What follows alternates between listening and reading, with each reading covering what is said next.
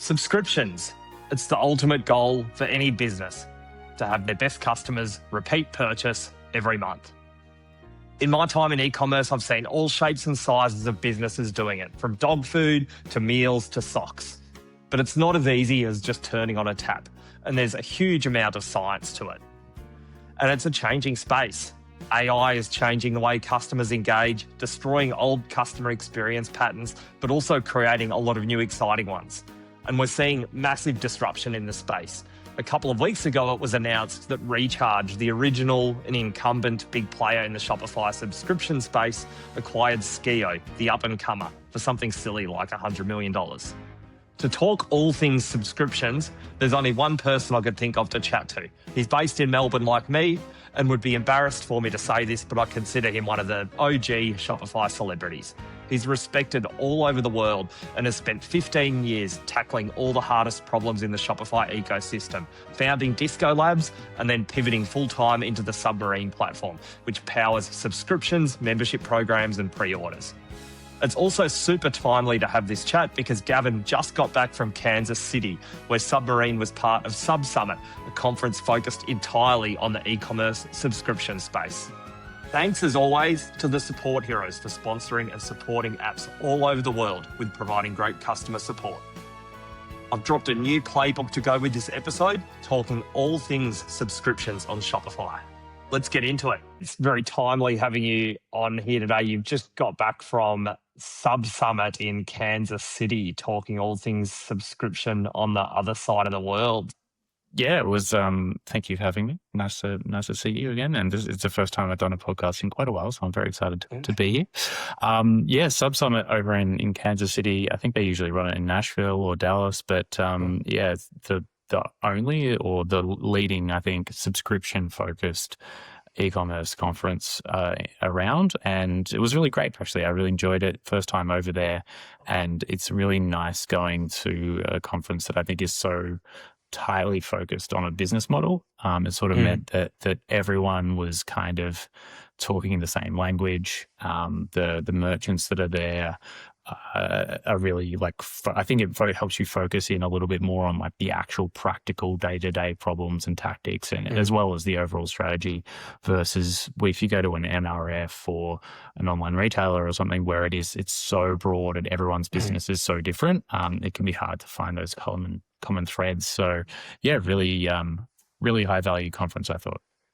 Yeah, awesome. And what were some of the sort of key takeaways like for merchants, like particularly I guess for merchants sort of out in Australia where sometimes we can be considered a little bit behind? Like what are the key things that people should be doing that you took away? I like to think that sometimes we're ahead of the curve. But, yeah, I know. I wish I hadn't even said that, to be honest. But yeah, it was an easy way to frame the question.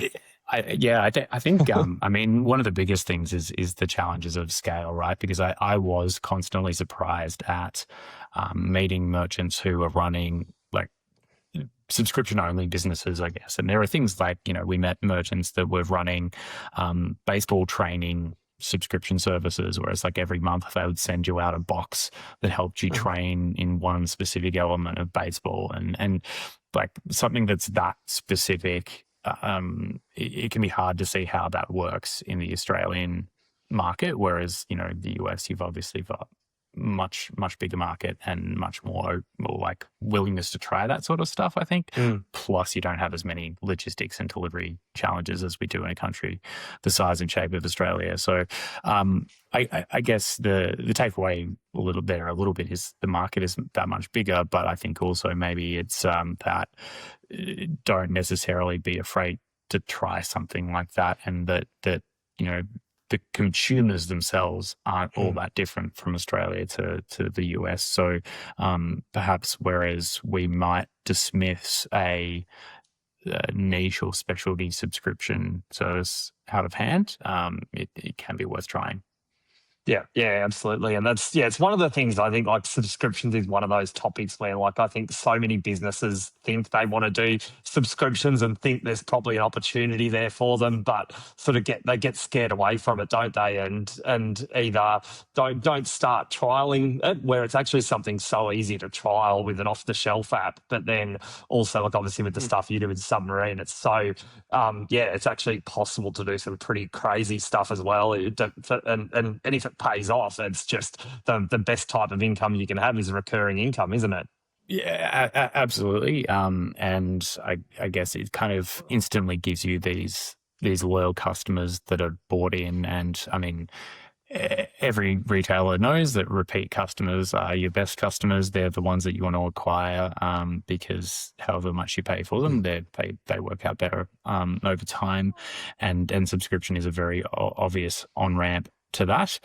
The flip side, of course, is, or at least where I see merchants getting it wrong is sort of just thinking I can take exactly what I've done for my standard D2C or one-time purchase business and just ask people to pay for that every 3 weeks and somehow that'll magically work. I think that's not something that works with consumers these days. It really has to be a bit more thought out. And you can certainly get started quite easily, but you can't just, suddenly slap on a subscription button onto your standard product pages without thinking about why are people subscribing? What's the value you're going to get from it? Who are the people that are going to be subscribing? And what can I do to make their experience even better? What can I do to make subscribing more valuable than just a customer coming back and buying the same product every 3 weeks? So, I think that's kind of where brands get it wrong, or where they try subscription and then think, it's not working for us. It's not worth it. Yeah, we've moved on a long way from the days of the mystery box or like people like starting up a sock subscription business and stuff like that, haven't we? Like you need to have something that's meaningful, especially when you're competing with the pockets of like we've got all of our Netflix and Apple TV subscriptions and all that sort of stuff. And actually, I think that was one thing I saw in one of your LinkedIn posts about the conference was that that's what subscription businesses are competing with. It's all of the things, not just e-commerce related, that people are subscribed to. Yeah, that was actually a really interesting insight that I picked up on from Tony. His name is the founder of Manscaped, who obviously a massive subscription business. But sort of the point that the share of wallet of an e-commerce subscription, it's in the consumer's mind, it is one more thing they are paying for on a recurring basis, and so it does factor into whether they see the value or not. And I'd always sort of thought of it as more of a bucketed thing between physical product subscriptions and your Netflix and your Amazons and that sort of thing. But it's a really good point that that is who you're competing against, and that's where you need to show the value. And I think that's a really good example of thinking about what's the extra thing that someone gets when they subscribe versus just the product.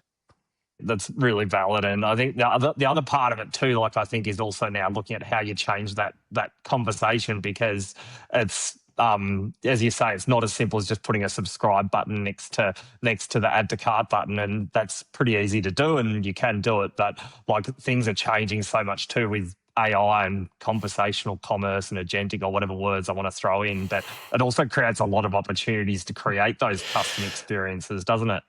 All the buzzwords. Sorry, I tried to squeeze them all in. Did I miss any? I'm sure. I'm only 6 months into my AI evangelism transformation, so we'll see. But I think it's something. The other really interesting. I mean, AI was obviously a really big theme around the whole conference, but some of the really interesting takeaways that I had. And maybe 2 examples off the top of my head, was that what AI is enabling in the subscription space, or maybe even more generally in D2C, there's like one category of problems that AI is helping solve, where it's like, this was a problem before, and what best in class looks like is the same, but AI is making it much easier to do that. And so the example that I'm thinking of there is Anchor Goyle, who he ran a business or helped run marketing at a business called Coterie, which is like a nappy subscription business. Of course, they would call it diapers. I had to translate that. But grew it up to 200 mil or something, and then they got acquired, and now he's running subscriptions at Ultra Pouches, which is like a supplement subscription business. But he was sort of talking about how the personalization aspects in the emails, lifecycle emails that they're sending to customers who are subscribing. And where he was saying, 2 years ago, his advice to people in general was like, don't over segment your customer base, because if you are working to segment your customers down into 100 different groups, it's very hard to actually for a team to make sense of those segments or to actually action them. So he was like, keep 3 general buckets of your customers, and you have your customers that you acquired through this channel that use your product in this way. You put them in bucket A, bucket B, bucket C. But doing anything more than that actually makes it harder for you to think about how you're targeting. And he said that that's one thing that has really changed, because now it is practical to have basically infinite segments, and the content of your emails, the creative, the stuff that's going out to people, what you're sending them, whether it's like hey, you're using our product for this, here are some good tips on the way to use it. You can do that high personalization in many, many different segments at scale with AI. And so I think that's a good example of, hey, this thing always existed, and we always knew what the best thing would look like, but it just wasn't practical to get there, whereas AI kind of enables that a bit. So I thought that was quite interesting. And then the second category of things that's kind of cropped up sort of like opportunities that just wouldn't have existed at all if it wasn't for AI enabling it. And the example that really stood out for me from the conference was from Dominic Brown, who runs customer service at Liquid IV, who you might know as like a Hydrolat type business. Yep. I'm sure they do other stuff, and I'm sure they've got a better tagline. But she was talking about how they've started A/B testing their customer support policies, if that makes sense. So like, because AI is sort of having those first initial conversations with customers, whether it's email or chat or over the phone, they can actually tell their systems to say, okay, well, if a customer calls up to cancel, we're going to A/B test this offer versus this offer to try and keep them retained. And they can do that live at scale using AI, whereas doing that with humans is much, much more difficult. And I thought that was really interesting, because that's something that never occurred to me as something that you could actually really do, is like reliably, and you obviously need a certain level of volume for this to work, but actually taking that kind of approach with your direct customer interactions is suddenly something you can do that you just couldn't have done before. So that was, that was really interesting. Yeah, so you're like testing the threshold almost of, where a customer gets so pissed off that they cancel. That's kind of it, isn't it? Yeah, I mean, things like that, but also things like, oh, I want to cancel. Why do you want to cancel? You've got too much of the product. Let's try, skipping. Let's try pausing. Let's try giving them a discount, like all that sort of stuff, and testing that and seeing what resonates. Yeah, and it's also just like, those flows, like I've worked on them, and I'm sure anyone who's run a subscription program, like those questions at the opt-out process, like they can become pretty static and cardboard. So I can just imagine, there's a lot of ways to make that more conversational and actually, actually build that funnel so that you just let the funnel take care of itself. So that's very cool. Yeah. You didn't start your Shopify app business to spend your days and nights answering support tickets. That's why the support heroes are actual real-life heroes. They learn your brand, they learn your business, they handle your tickets, and they do it round the clock. Get your time back. Visit thesupportheroes.com today. I've been wanting to cover subscriptions on one of these episodes for a while, and then the thing that sort of triggered me the other week was when Skio recharge happened. It's obviously pretty big in the Shopify ecosystem. I better ask sort of your take on that, because that's a big change. It just and they're just silly numbers being thrown about too. Like, I'm sure you would have taken 100 million from recharge as well. Maybe we'll hold out for more. No. Yeah, it's definitely interesting. I mean, it is.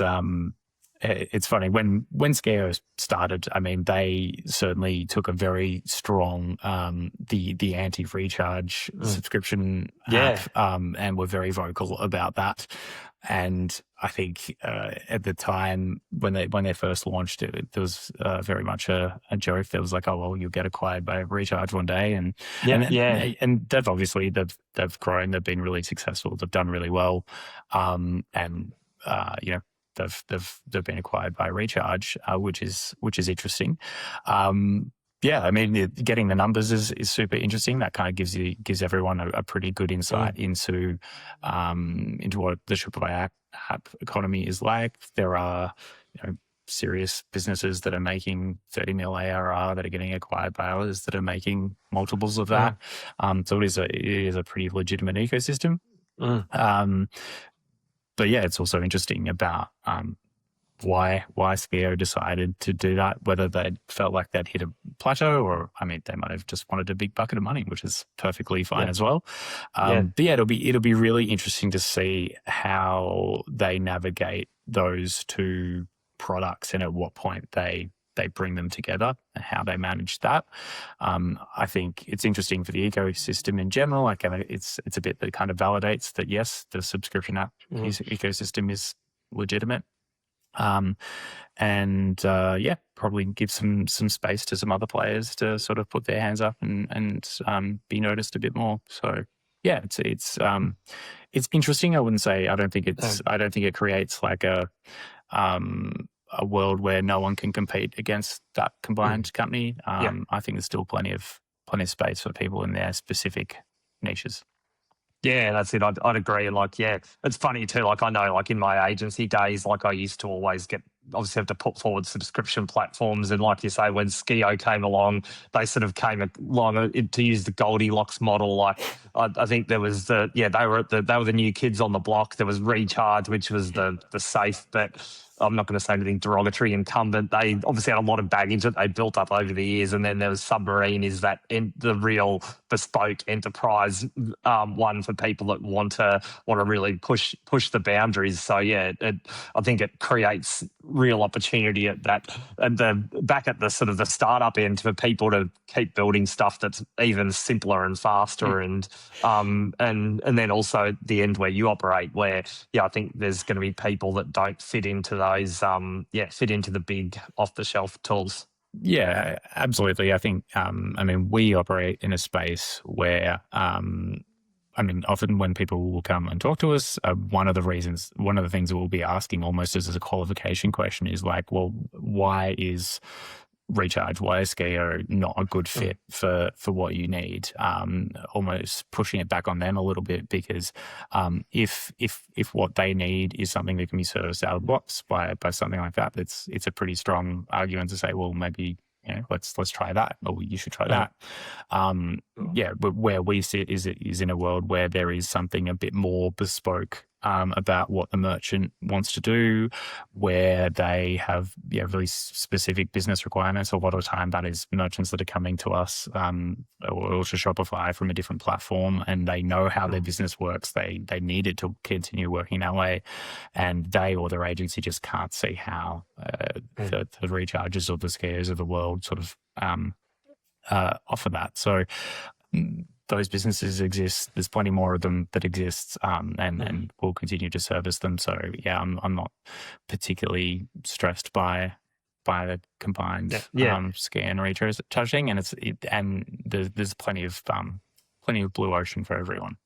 Yeah, absolutely. And I think the other thing that's interesting in terms of other things coming into the blue ocean though is also now, like, I'm starting to see a little bit of it happen. It's happening across all apps, but I think subscriptions as well is that sort of the build versus buy argument. It's probably there's lots of people posting stuff everywhere saying how they can build something in Claude that they used to pay someone a huge amount of money to do. But subscriptions is an area where, like, I don't know, I personally think it's very risky sounding. Anything that involves transactions, to build that yourself is hard. But yeah, I'd love to. You're much better qualified to talk about that than I am. So yeah, I'd love to hear your thoughts on where you would potentially build your own subscription platform, or potentially if you just think it's a terrible idea all the time. I mean, as someone who has built a subscription platform, don't do it.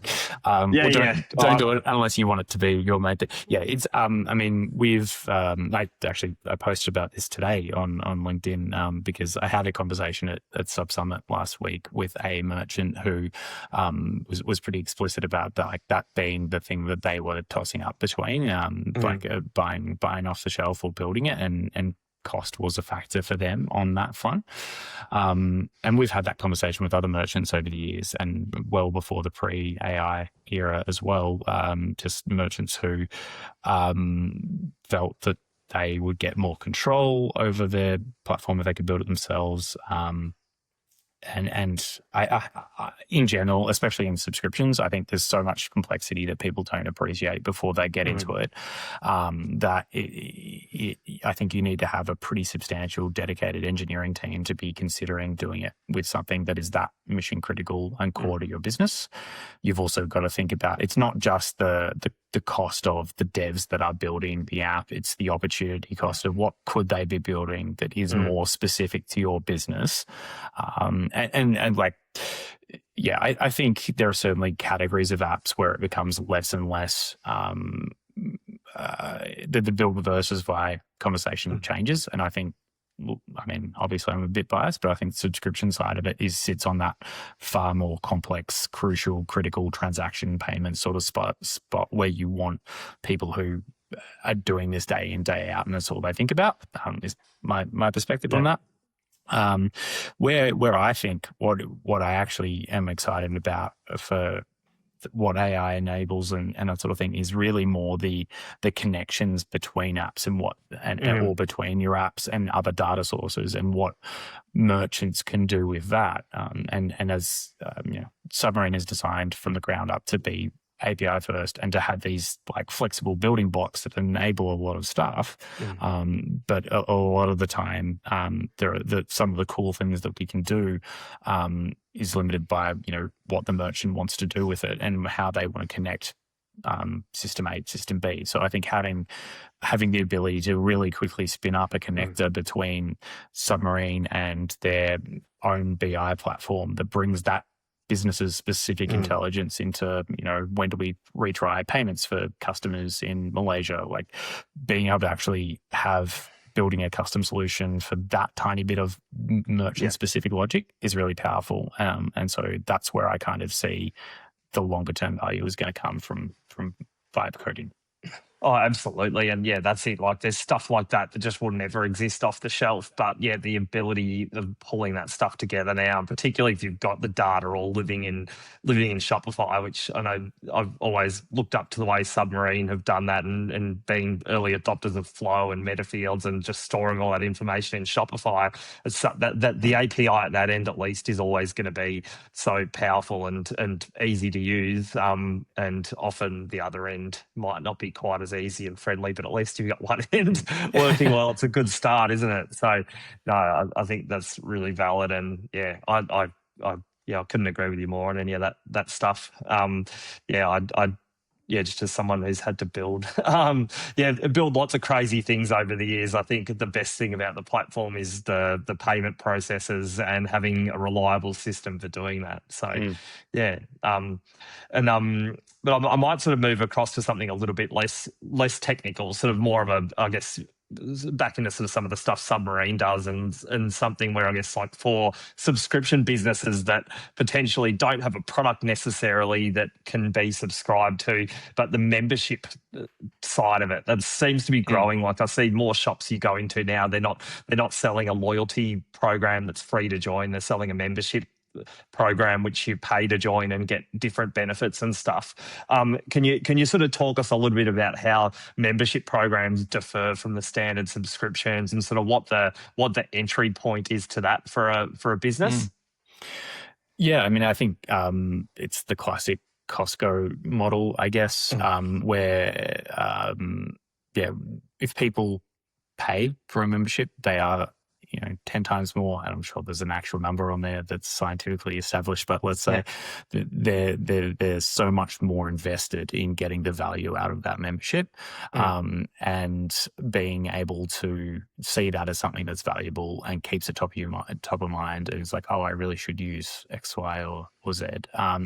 So I think, like, as a general principle, it works, and we see a lot of, like I mentioned, we're seeing a lot more merchants do this sort of thing, and it gives you a very quick qualification method to identify who our best customers are, who are the ones that are invested enough in the brand, and we can therefore spend more and more of our time on understanding them and who our ideal customers are, and giving them what they need. The other thing that you can do, and this is maybe the Qantas model a little bit, which is if you have a paid membership program, that the value in the paid membership program isn't the actual $99 a year that you get from that. It's the perception that it's something valuable, because that's what drives people to care about it and go and leverage it, because they don't want to feel like they've wasted their money. But that also gives you something that's quite valuable that you can kind of give away for free with no marginal cost, i.e., and this, so Qantas, the frequent flyer program costs like $99 to join, but there are probably about 1,000 different ways that you can get free Qantas frequent flyer membership, which is just their way of giving you something that doesn't actually cost them anything, but you feel like you've got high value from it. So I think you can do that pretty cleverly with a membership program for your brand, even if you're not a traditional subscription business. All of that said, like at the end of the day, you still need to be thinking about the same as if it was a physical subscription product. What is the value for the customer, and what are they actually getting out of it? Because if it is just, being able to, say I'm a member and maybe just getting free shipping or something like that, it needs to be something that your customers care about. So again, it's the same as the subscription program. You can't just stand it up without thinking about, what am I actually offering here? What are people? What's going to drive people to care about it? We're seeing a lot. Things like free shipping, discounts on all orders, cashback on all orders is all very, I guess, standard, and that might be the right thing. That might be what your customers care about. But you can't really tell that without asking them and doing a bit of research. The other thing that I think that effective programs are doing a lot of is exclusive access to products before they drop. And again, it depends on what sort of business you have. Curation services, free gifts. So like if you are a member, you will get a random gift anytime you order from us, and being able to set that up. And that can always be stock that you're trying to get rid of, but people appreciate the little extra bonus in there. And there's obviously a very close overlap with loyalty programs in general, and things like having customer membership tiers and things based on overall spend. So it's a bit of a waffly answer, I guess, because the answer does really come down to, it depends on what your customers care about. It's surprising how many brands just think we'll add loyalty, we'll add membership, without actually applying it to their business. Yeah, that's it. Well, it is, and that, I think the key to it is that you do need to think about it for your business and test different things with your customers and find what works, don't you? Because there's not a playbook that necessarily works for one brand that's going to work exactly the same for another. And so I think I'd almost, my last question was going to be this anyway, but it kind of flows on nicely from that, is like, for people that haven't got a subscription or a membership program up and running, where it's been on their business plan for 5 years, but yeah, it always gets pushed to the second half of the year and then just doesn't happen until the next year. Like what should they be doing to get started? Like what's the step they need to do to get moving? I mean, I'd almost say like the actual execution and getting that started and testing on your site is the easy part. The hard part is working out like what's the angle behind it. So I guess for there's maybe two buckets of customers. Probably like the e-com manager who has a really clear idea of what their subscription program looks like and what the value add is, and just hasn't found the time to get it set up and running. I mean, if that's the case, I mean, I would be pushing on like, well, why haven't you? Like, do you just not believe it's going to work really? Or, if you think about the benefits recurring revenue gives you as a brand, it is at the very least worth experimenting with it with a well thought out program, not just throw spaghetti at the wall and see what sticks thing. But yeah, I mean, I think standing up that sort of thing is like a perfect example of stuff you can outsource to an agency to get tested and like give them the brief of, we want this to be a successful subscription program. We want you to tell us how are we going to test and measure the success of it? How are we going to decide whether it's worth investing in more? How are you going to evaluate the different offerings we have? But yeah, it's the sort of thing that I think it's worth spending a bit of money with an agency to actually like run and execute that for you. Given that, if it hasn't happened for 2 years, then probably you're tired or you don't have the time for it. Yeah. It's just finding that way to get it happening, isn't it? And yeah, like I don't know, it's one of those things too. I just see if you fail at it, well, at least you haven't lost anything by trying to get people to spend on a monthly basis, have you? So it's getting that first hurdle. So I feel like I could go and ask another 100 questions about subscriptions, and I always love talking about this topic, particularly with you. So thanks so much for joining us. I know you might be a bit jet lagged coming back from the States, and you always find times for these types of things and are very generous with sharing. So thanks for jumping on the Shopify app show. No worries. Thanks very much, Martin. Good to be here. Thanks, Gavin, and thanks for tuning in. Remember to hit like, subscribe, share wherever you're tuning in. And check out our playbooks, including the subscription one we've dropped with this episode. We'll be back with another episode of the Shopify App Show soon.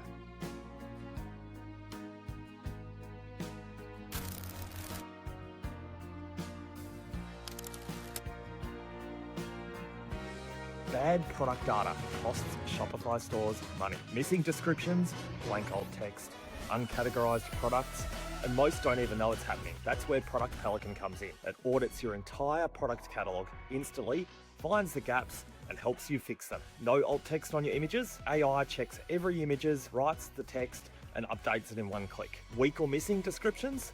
Pelican rewrites them in bulk. Clear, detailed, and optimized for search. Uncategorized products? AI suggests the right Shopify taxonomy category with confidence scores and applies it instantly.